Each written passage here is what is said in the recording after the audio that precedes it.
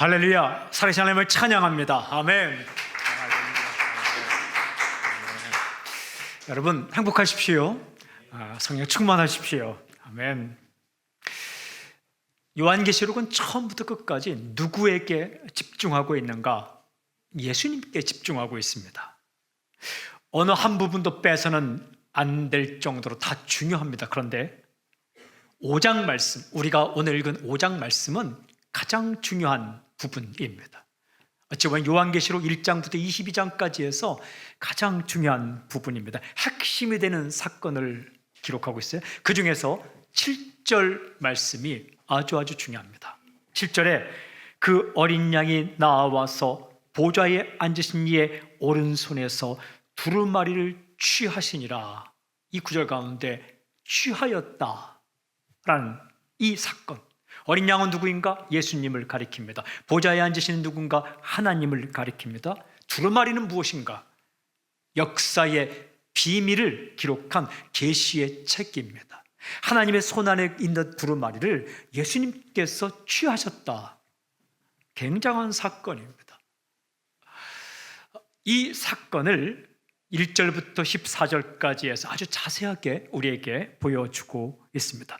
누구도 펼 수 없고 누구도 읽을 수 없는 그 두루마리를 누가 취하셨는가? 예수님께 취하셨다라고 우리에게 전해줍니다. 본 겁니다. 이 사건을 요한이 본 것을 기록하고 있습니다. 그 책을 열 수 있는 분이 누구인가? 예수 그리스도라고 우리에게 전해주죠. 이 사건은 중요한 메시지를 우리에게 주십니다. 우주의 주관자는, 우주의 주권자는 예수 그리스도이시다라는 메시지를 우리에게 전해줍니다. 이 메시지에 초점 맞추어서 말씀을 묵상하겠습니다. 특별히 오늘 부활절 아침인데, 이 부활주일 아침에 이 요한계시록 5장에 기록된 이 사건을 묵상하게 되었고 말씀을 듣게 되었다는 것이 얼마나 감사한지 모릅니다.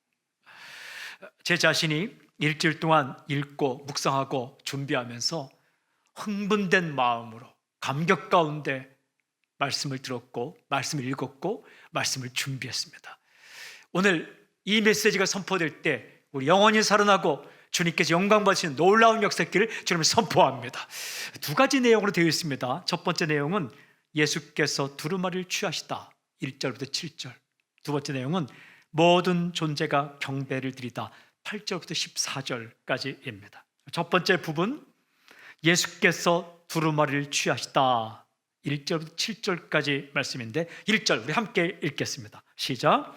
내가 봄에 보좌에 앉으신 이의 오른손에 두루마리가 있으니 안팎으로 썼고 7인으로 봉하였더라. 본 거를 기억합니다. 그러니까 하늘에 있는 존재들을 보았고 그 중에 보좌에 앉으신 이를 보았는데 오른손에 뭐가 있는 거예요. 그 오른손에 있는 그것이 무엇인가? 두루마리다라고 기록하고 있어요. 두루마리는 헬라어로 비블리온이라고 말합니다. 우리 바이블이 여기서 나온 말이죠. 그러니까 원통형으로 말아 있는 책을 가리킵니다. 성경에 보니까 안팎으로 글씨가 쓰여 있었다. 그리고 즉 도장으로 밀봉되어 있었다. 함부로 뗄 수 없다는 거죠. 오늘날 중요한 추천서나 중요한 내용을 보낼 때는 봉투에 그 내용물을 넣죠. 그리고 봉투를 닫고 그 위에 사인이나 도장을 하고 다시 이렇게 뒷부 처리합니다. 인비 처리한다라고 말하죠. 중요한 서류. 예전에는 밀랍을 붓고 그 밀랍 위에 도장을 찍었습니다.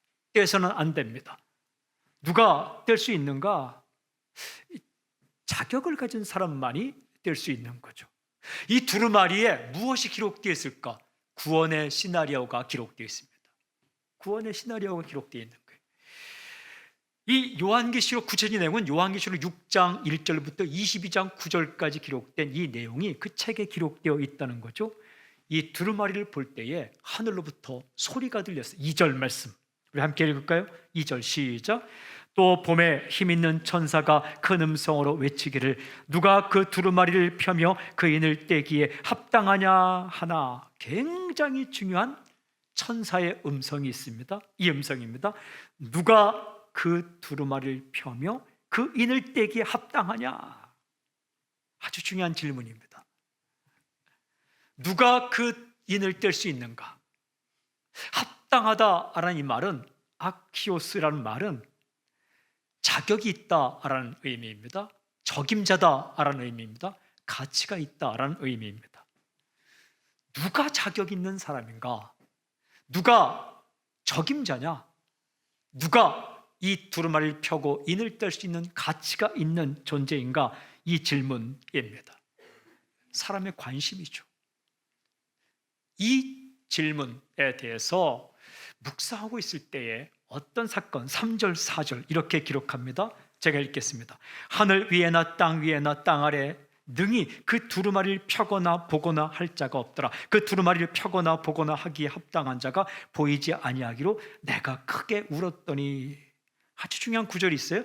능히 그 두루마리를 펴거나 보거나 하기에 합당한 자.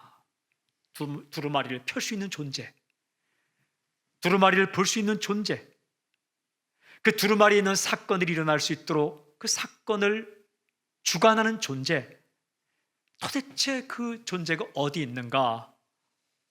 이 질문을, 인간의 질문을 이렇게 옮길 수 있습니다. 우주 역사의 주권자가 누구인가? 다시 이렇게 옮길 수 있습니다. 진정한 메시아는 누구인가?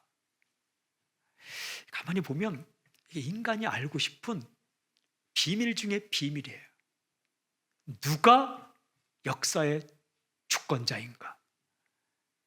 누가 이 땅을 다스리는가? 하나님께서 알려주고 싶은 계시 중에 계시입니다. 하나님께서 정말 알려주고 싶은 계시 중에 계시는 누가 우주의 주권자인가? 이걸 알려주고 싶은 거예요. 그런데 하늘 위에 땅 위에 땅 아래에 그런 존재가 보이지 않았다. 그래서 울었다라는 거예요. 인생을 진지하게 살기를 원하는 사람은 이 질문 한번 꼭 하게 됩니다. 누가 역사를 다스리는가? 누가 내 인생을 주관하는가? 키를 누가 가지고 있는가? 누가 주인인가? 이 질문 하게 되고 그 질문에 대한 대답을 얻지 못했을 때 정말 진지한 사람은 마음에 눈물이 있어요. 울고 싶은 거예요. 알고 싶지만 알 수 없을 때 울었다라는 거예요.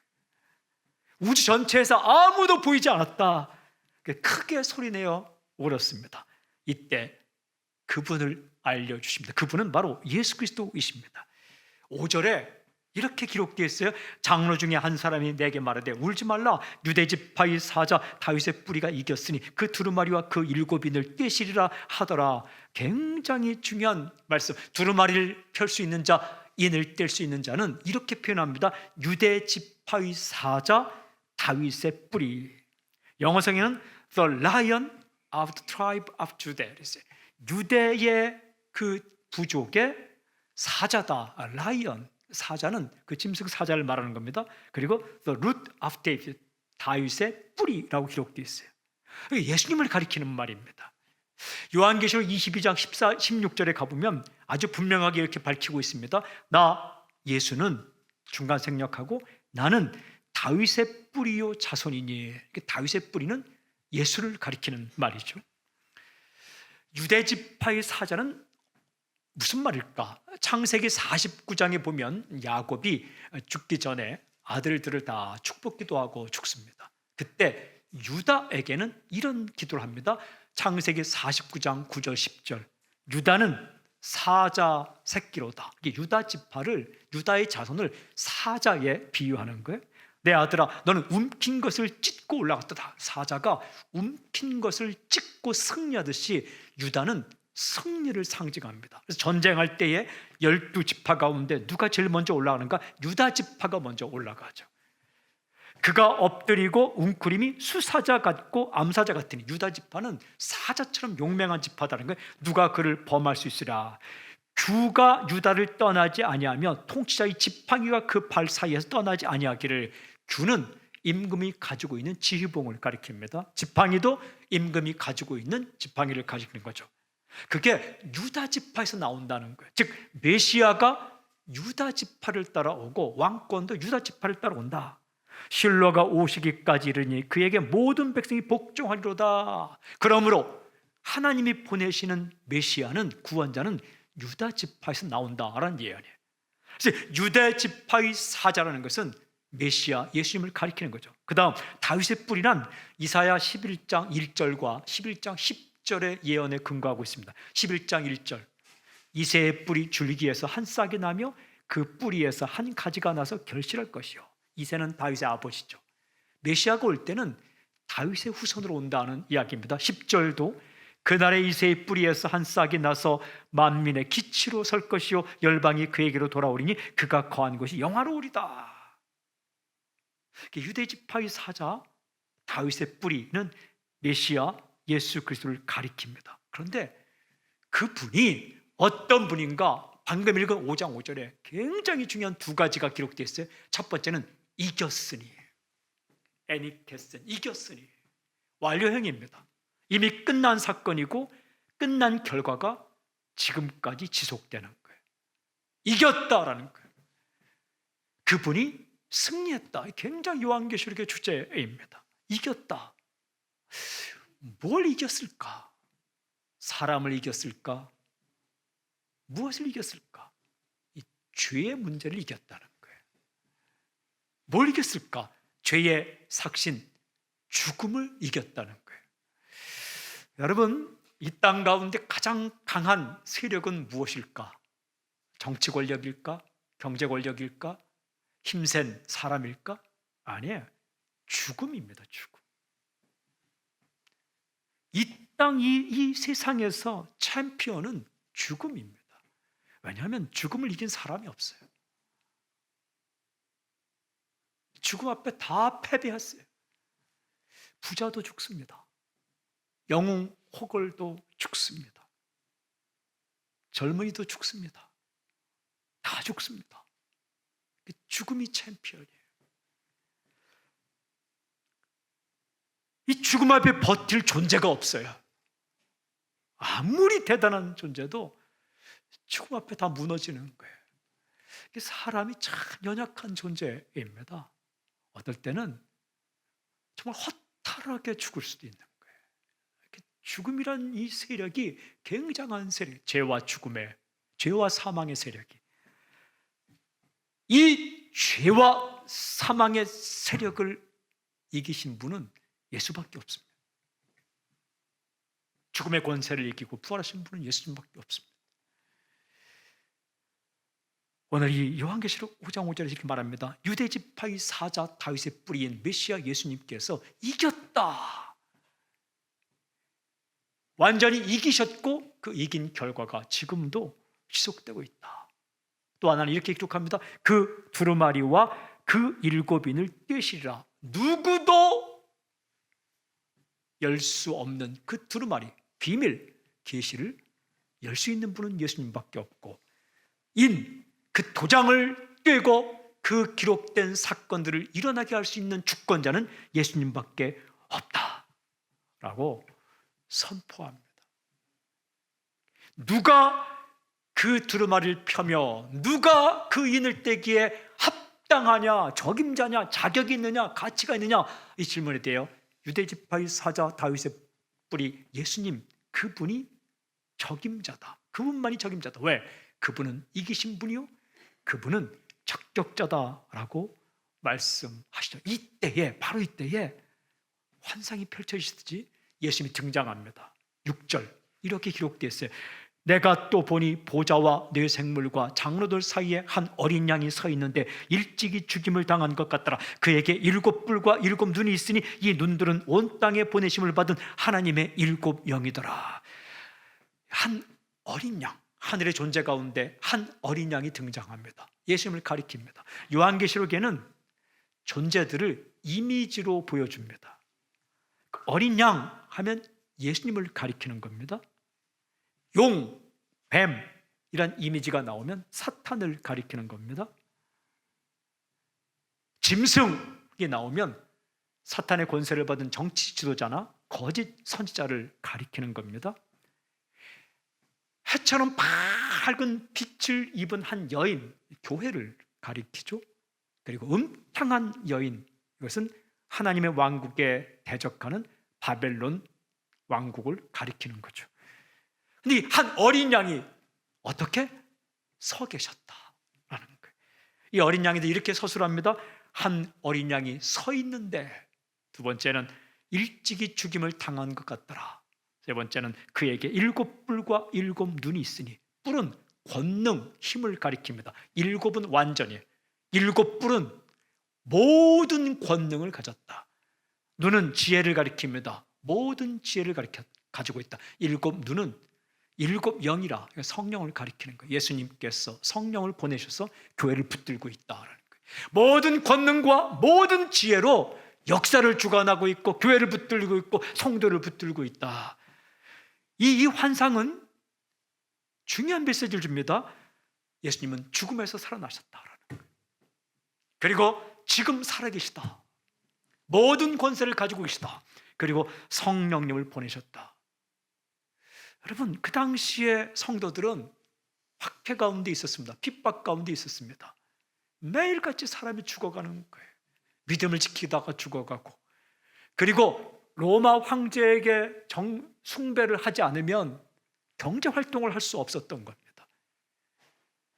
황제 숭배를 했다는 그 표식, 그 확인서를 가져야만 경제 활동을 할 수 있는데, 그 로마 황제에게 엎드리지 않은 크리스천들은 확인서를 받을 수 없고 모든 경제 활동에서 배제되었어요.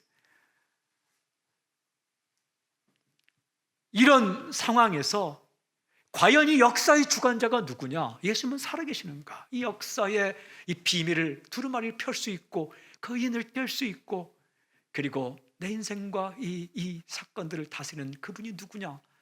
라는 질문에 대해 그분이 살아계시다라는 거예요. 서 계시다. 그리고 결정적으로 이렇게 보여줍니다. 7절에 그 어린 양이 나와서 보좌에 앉으신 이의 오른손에서 두루마리를 취하시니라. 아멘. 요한계시록 가운데 가장 중요한 사건 기록입니다. 어린 양 예수님께서 나오셔서 하나님의 손안에 있는 두루마리를 누구도 펼 수 없고 누구도 도장을 뗄 수 없고, 하늘 위에나 땅 위에나 땅 아래 아무도 없었는데 그 예수님께서 그 두루마리를 취하셨다. 이 사건은 우리에게 분명하게 선포합니다. 우주의 주권자는 예수 그리스도이시다. 사탄이 아닙니다. 예수님이십니다. 인간이 아닙니다. 예수님이십니다. 로마의 황제도 아닙니다. 예수님이십니다. 그 예수님께서 살아계시다, 서 계시다. 그리고 그분이 모든 권능을 가지고 계시다. 그리고 모든 지혜를 가지고 너의 인생을 인도하고 이 세상의 역사를 인도하신다. 그리고 하나님의 손안에 있는 비밀에, 이 비밀은 구원의 시나리오예요. 멸망의 시나리오가 아니라 구원의 시나리오. 이 구원의 시나리오, 이것을 누가 알고 있고 누가 주관하고 누가 펼칠 수 있는가? 예수 그리스도 그분이 알고 있고 그분이 펼치고 그분이 역사에 가신다. 이걸 보여주는 거죠. 아무리 그 누가 날뛰어도 이 세상의 어떤 존재나 다른 영적인 존재가 주권자가 아니라 예수 그리스도가 주권자이다. 이 사실을 알려주십니다. 질문이 있어요. 이 예수님께서 두루마리 취하실 때 하늘에서 어떤 사건이 일어나는가? 두 번째 장면으로 모든 존재가 경배를 드리다.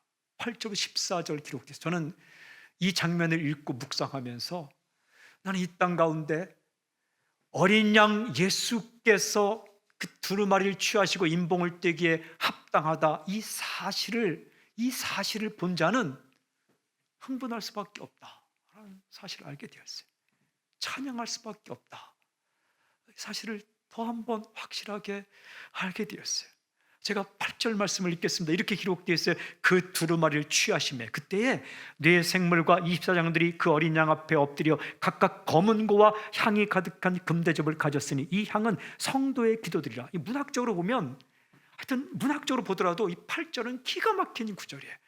그 어린 양 예수께서 두루마리를 딱 취하시는 동시에 24장로와 네 생물이 딱 두 가지를 가졌더라. 그 두 가지가 뭡니까? 하나는 검은고요, 하나는 향이 가득한 금대접이다. 검은 고는 악기입니다. 찬양하기 위한 악기이고, 금대접은 기도를 담은 금대접이다. 그러니까 이렇게 이 존재들이 가지고 있는 두 가지, 이것입니다. 찬양과 기도를 가졌더라. 어린 양 예수께서 두루마리를 취하실 때에 마치 메시아로 등극하는 같은 대관식을 할 때에 울려 퍼진 두 가지가 있었으니 찬양이요, 또 하나는 기도다. 먼저 기도와 관련하여 이렇게 메시지를 들을 수 있습니다. 하나님의 구원 역사와 성도의 기도가 연결되어 있다. 8장에 가보면 예수님께서 인을 뜰 때에 성도의 기도가 향과 함께 하나님께로 올라가는 것을 알 수 있어요.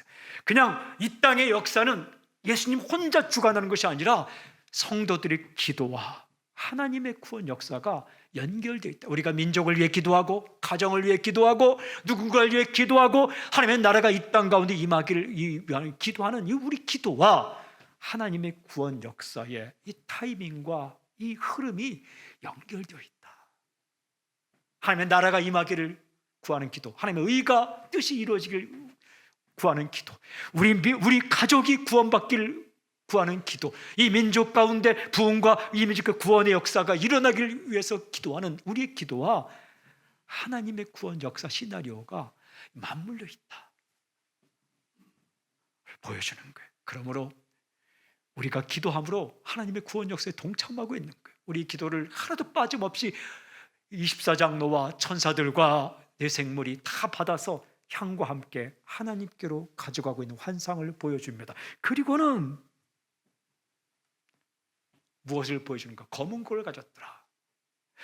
마치 왕이 대관식을 할 때 엄청난 팡파레가 울려 퍼지듯이 하늘에 가득한 찬양이 울려 퍼집니다. 누구를 찬양합니까?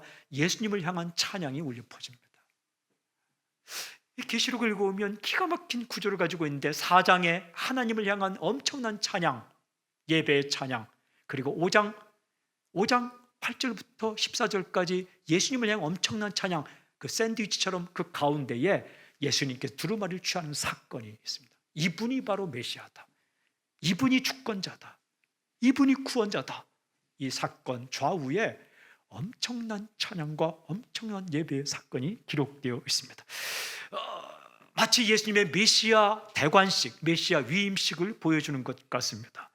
이 찬양은 정말 힘이 있어요. 제가 일주일 동안 읽고 묵상하고 찾아보는데 엄청난 힘이 있어요. 그래서 오늘 우리는 힘을 다해 이 찬양을 읽기를 원합니다. 마치 지금 천국에서 이 메시아 위임식에 내가 참석했다는 그런 느낌으로 읽기를 원합니다.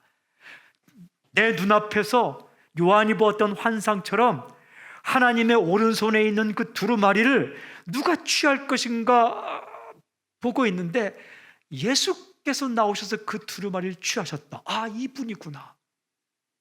아, 이분이구나. 그 장소에 내가 있다라는 그런 느낌으로 이 찬양을 읽겠습니다. 내가 그 곁에 있다, 예수님의 얼굴을 보고 있다라는 느낌으로 이 찬양을 읽겠습니다. 흥분과 감격으로 읽었던 이 구절을 우리 함께 읽도록 하겠습니다. 뇌생물과 24장로가 이렇게 찬양합니다. 9절과 10절 크게 한번 읽겠습니다. 9절 10절 시작. 그들이 새 노래를 불러 이르되 두루마리를 가지시고 그 인봉을 떼기에 합당하시도다. 일찍이 죽임을 당하사 각 족속과 방언과 백성과 나라 가운데에서 사람들을 피로 사서 하나님께 드리시고 그들로 우리 하나님 앞에서 나라와 제사장들을 삼으셨으니 그들이 땅에서 왕노릇하리로다 하더라. 아멘. 이 부분이 제일 강력합니다. 두루마리를 가지시고 그 인봉을 떼기에 합당하시도다. 이분이 적격자입니다. 이분만이 자격이 있습니다. 이 찬양 중에 찬양입니다. 예수님만이 두루마리를 펴며 인봉을 떼기에 하나님이 지명하신 적격자입니다. 적임자입니다. 그렇습니다. 구원의 시나리오를 잡고 알고 있는 분은 예수님밖에 없습니다. 그 인을 떼기 합당한 분이 예수님이시다. 예수님이 그 어떤 일을 하셨는가? 이렇게 얘기했어요. 일찍이 죽임을 당하사. 누구 위해 죽었습니까? 당신 위해 죽은 겁니다. 일찍이 죽임을 당했다. 그리고 이렇게 기록합니다. 각 족속과 백성과 방언과 백성과 나라 가운데서 사람들을 피로 사서 하나님께 드리시고, 샀다. 이 말은 돈을 주고 구해냈다라는 거예요. 어떤 돈을 치렀는가? 피로 샀다. 자신의 십자가의 피로 당신을 샀습니다. 그리고 하나님께 드렸다. 이렇게 기록합니다. 그들로 우리 하나님 앞에서 나라와 제사장들을 삼으셨으니 그들이 왕노릇하려다 사서 창고에 박아놓은 게 아니라 나라로 삼으셨다. 하나님의 백성으로 삼으셨고 제사장으로 삼으셨다. 제사장은 뭐예요? 복음의 통로로 삼으셨다. 그냥 살게 한 게 아니라 당신을 통해서 예수 복음이 전파되도록 제사장으로 삼으셨다. 어찌 찬양하지 않을 수 있겠습니까? 두루마리를 펴며 인봉을 떼기 합당하신 그분 예수님을 찬양합니다. 죽임을 당했습니다. 왜 죽임을 당했습니까? 내 죄를 위해서. 그리고 십자가의 피로 나를 샀습니다. 나를 나라로 삼으셨습니다. 제사장으로 삼으셨습니다. 이 찬양을 하는 거예요. 이 찬양이 울려 퍼지는데 그 이후에 천사들의 찬양이 이어집니다. 천천만만 수없이 많은 천사들이 11절 12절 이렇게 찬양합니다. 내가 또 보고 들음에 보좌와 생물들과 장로들을 둘러선 많은 천사의 음성이 있으니 그 수가 만만이요 천천이라. 큰 음성으로 이르되 죽임을 당하신 어린 양은 능력과 부와 지혜와 힘과 존귀와 영광과 찬송을 받으시기에 합당하도다 하더라. 큰 음성으로 이르되 큰 소리로 이르렀다. 있는 힘을 다해 불렀다는 거예요. 이렇게 찬양합니다. 죽임을 당하신 어린 양은 능력과 부와 지혜와 힘과 존귀와 영광과 찬송을 받으시기에 합당하도다. 적격자다. 7가지를 돌려드립니다. 능력, 디나미스, 부, 지혜, 힘, 존귀, 영광, 찬송. 여러분 이거 7가지 다 누가 갖고 싶어 하는 겁니까? 당신이 갖고 싶어 하는 거예요. 저도 갖고 싶어 하는 거예요. 인간이 갖고 싶은 거예요. 능력,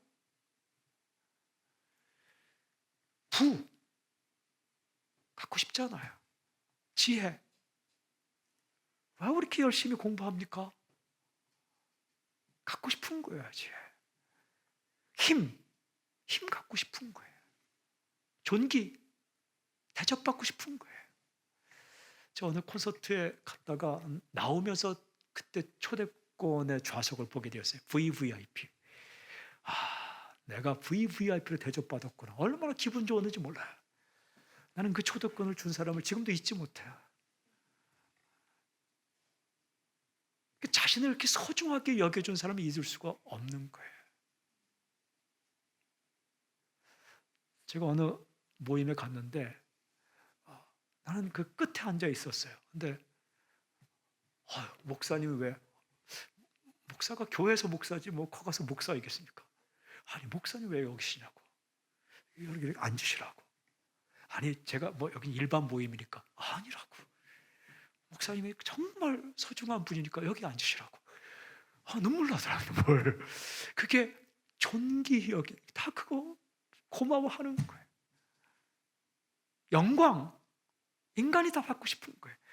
찬송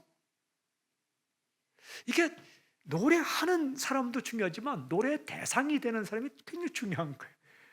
여러분 논문 쓰는 사람이 위대한 게 아니라 논문의 대상이 위대한 거예요. 전기 쓰는 사람이 위대한 게 아니라 전기의 대상이 위대한 거예요. 영화 제작 감독이 중요한 게 아니라 영화의 내용된 주인공이 더 위대한 거 아닙니까? 노래의 대상이 되는 것. 근데 이게 다 누구 거라는 거예요? 예수님 거라는 거예요. 모든 능력, 모든 부, 모든 지혜, 모든 힘, 모든 존귀, 모든 영광, 모든 찬송을 다 주님께 돌려드린다는 거예요. 그분이 적임자이기 때문에, 그분이 자격이기 때문에. 그런데 이 말씀을 묵상하는데 주님께서 저에게 이렇게 귀한 깨달음을 주셨어요. 내 안에 있으면 내가 너에게 이 7가지를 선물로 준다라는 거예요. 예수님 안에 있으면 이 7가지를 주님께서 우리에게 선물로 주신다는 거예요. 능력을 주시고, 부요함, 진정한 부요함, 소유의 부요함이 아니라 넉넉한 부요함을 주시고, 지혜를 주시고, 그리고 힘을 주시고, 존귀, 하나님의 자녀라는 그 존귀함을 주시고, 영광, 그 빛나는 영광을 주시고, 그 다음에 찬송, 우리가 노래할 뿐만 아니라 우리가 노래 대상, 노래 자체가 되게 한다는 거예요. 하나님이 우리를 향해 노래를 부르고 노래의 주인공이 된다는 거죠. 왜 그렇습니까? 이게 예수님 안에 이게 7가지가 있기 때문에. 세상에 있는 거 아닙니다. 권력자에게 있는 거 아닙니다. 주님께 그 7가지가 있고 주 안에 있는 자에게 이것 선물로 주시겠다. 이 찬양, 천사들의 찬양이 울려 퍼지는 가운데 이제 마지막으로 모든 피조물들의 찬양이 이어집니다. 13절 이렇게 기록되어 있습니다. 내가 또 들으니 하늘 위에와 땅 위에와 땅 아래와 바다 위에와 또 그 가운데 모든 피조물들이 보좌에 앉으신 이와 어린 양에게 찬송과 존귀와 영광과 권능을 세세토록 돌릴지어다 하니, 모든 피조물들이 이렇게 찬양했습니다. 보좌에 앉으신 이와 어린 양에게 찬송과 존귀와 영광과 권능을 세세토록 돌릴지어다. 세세토록, 영원 무궁하도록 돌린다. 이 찬양이 울려 퍼질 때에 14절 보니까 뇌생물이 이르되 아멘 하고 장로들은 엎드려 경배하더라. 찬양은 화답하는 거죠. 아멘 하고 경배했다. 기가 막힌 장면이. 하나님의 오른손에 있는 두루마리를 누가 취했는가? 예수님이 취하셨고, 그 취하는 그 때에 모든 존재들이 24장로와 뇌생물과 천군 천사들과 모든 피조물들이 그 예수님을 찬양하고 아멘으로 화답하며 엎드렸다. 이분이 주님이십니다. 이분은 살아계십니다. 그리고 주권을 가지고 계십니다. 두루마리를 펼치시고 인봉을 떼게 합당하신 예수 그리스도, 모든 능력과 부와 지혜와 힘과 존귀와 영광과 찬송을 받으시기에 합당하신 예수 그리스도, 나를 위해 죽으시고 나를 피로 사시고 죄와 죽음의 권세를 이기신 그 예수 그리스도, 나를 이 복음의 통로로 세우신 예수 그리스도, 그분을 찬양합니다. 할렐루야. 아멘. 아멘. 아멘. 꼭 기억하십시오. 잊지 마십시오. 고백하십시오. 선포하십시오. 우주의 주권자는 예수 그리스도이시다. 예수 그리스도이시다. 저는 2가지를 위해 말씀을 묵상하며 기도했습니다. 첫 번째는 나는 우리의 성도들, 저도 마찬가지로 주권자인 예수님께 엎드리자. 못할 기도가 어디 있겠습니까? 부탁드릴 수 없는 일이 어디 있겠습니까? 모든 권능을 가졌는데, 모든 부를 가지셨는데, 모든 힘을 가지셨는데, 모든 지혜가 있으신데, 우리가 주 앞에 내어놓지 못할 문제가 어디 있겠습니까? 건강의 문제도, 경제적인 문제도, 관계의 문제도, 인생의 문제도 그 앞에 내어놓을 수 없는 문제가 어디 있겠습니까? 나를 위해 죽으셨는데, 피를 흘려 나를 사셨는데, 그리고 나를 나라와 제사장으로 삼으셨는데, 내가 그 주권자인 예수 그리스도, 두루마리를 취하실 수 있고 인봉을 뗄 수 있는 그 주권자 합당하신 그분께 내가 내어놓지 못할 문제가 어디 있겠습니까? 개인의 문제도, 가정의 문제도, 민족의 문제도, 교회 문제도 내어놓기를 원합니다. 살릴 것입니다. 죽음까지 깨뜨리신 그 예수님께서 우리가 주권자인 예수님 앞에, 주도권을 가진 예수님 앞에 엎드리고 내어놓을 때에 주께서 들으시고 당신을 살리고, 관계를 살리고, 육신을 살리고, 그리고 당신의 가정을 살릴 줄로 믿습니다. 2번째는 저는 이 민족의 구석구석에, 학교에도, 교도소에도, 병원에도, 회사에도, 모든 지역마다 예수님을 향한 찬양이 울려 퍼지기를 바랍니다. 전 세대 가운데 이 주님을 향한 찬양이 울려 퍼지기를 바랍니다. 우리가 이렇게 거리두기를 하는 이 기나긴 터널을 빠져나와서 다시 한 자리에 모여 예배드릴 때에 저는 희희한 찬양이 아니라 큰 소리와 전심을 다해 아멘으로 화답하며, 그리고 모든 능력과 모든 힘과 지혜와 존귀와 영광과 찬송과 모든 부를 다 주께 돌려드리며 올려드리며 찬양하는 놀라운 이 역사가, 이 사건이 우리 민족의 구석구석, 도시 한복판에, 농촌과 어촌에, 섬마을에도, 학교에도 모든 구석구석에 울려 퍼질 수 있길 주님을 선포합니다. 할렐루야. 그 역사가 일어날지어다. 살아날지어다. 민족이여 일어날지어다. 가정이 일어날지어다. 교회 일어날지어다. 이 부활절 아침에 계시록 5장에 있는 이 사건을 통해 살아나신 예수 그리스도, 살아계신 예수 그리스도, 주권을 가진 예수 그리스도, 그분 앞에 엎드리고 그분을 찬양하는, 그분을 높여드리는 위대한 사건이 여러분의 인생 가운데 일어나고, 가정 가운데 일어나고, 교회 가운데, 민족 가운데 일어나길 저는 선포합니다. 주님을 찬양합니다. 아멘.